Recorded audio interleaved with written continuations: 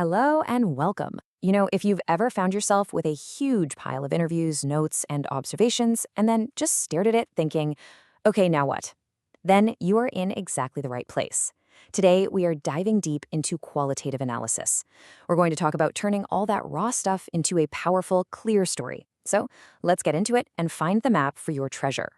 So you've put in all the hard work, right? You've done the interviews, you've taken the notes, you've got pages and pages of rich, detailed text.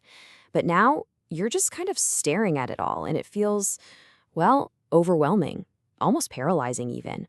Does that sound at all familiar? And hey, if you're feeling that way, you're definitely not alone. It is a super well-known challenge in the research world. Getting stalled is, believe it or not, a pretty common part of the whole process. But the good news is there is absolutely a path forward.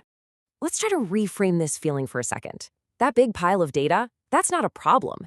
It's actually the start of your researcher's quest. You're not lost. You're just at the beginning of the most exciting part of the whole thing, discovery. Think of it like this. Every single transcript, every little note, that's a piece of treasure. But without a map, it's really just a jumble of gold coins with no story. The analysis, that's your map. It's what guides you to the real meaning hidden inside all that treasure. So how do we actually start drawing that map? Well, this next phase is where the real magic happens. It's all about the strategic process of taking all that information you gathered and turning it into a story that's not just interesting, but truly insightful.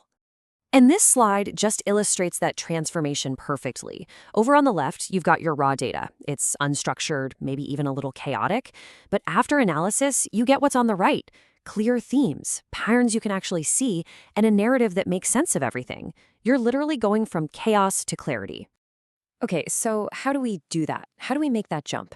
Let's start with one of the most fundamental and, honestly, most accessible tools you've got, thematic analysis. It's a fantastic starting point for pretty much anyone looking to make sense of their data.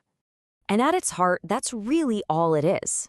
Thematic analysis is just a structured way for you to systematically look for and identify recurring ideas or themes that pop up across your entire dataset. It's about finding those big ideas your data is trying to tell you. And the process itself is wonderfully straightforward. First, you just immerse yourself in your data. Read everything, and then maybe read it again.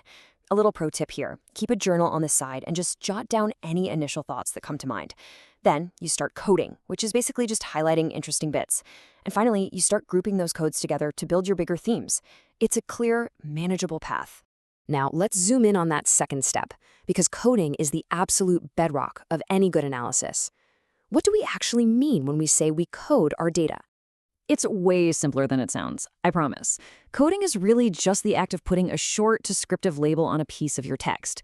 You're essentially creating a system of tags that helps you organize all those sprawling interviews and notes into neat little conceptual buckets. And here's a perfect example. Someone in an interview says they felt unsure about what to do next. Well, you could give that the code feeling of uncertainty.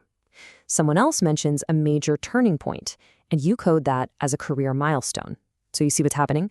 You're translating their specific words into a broader analytical concept.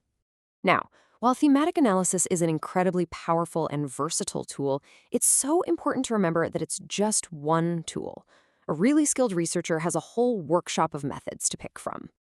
Just as our source material points out, researchers have a whole plethora of data analysis techniques they can use. And each one is designed to answer a different kind of question. Thematic analysis is great for finding out what are the common themes here.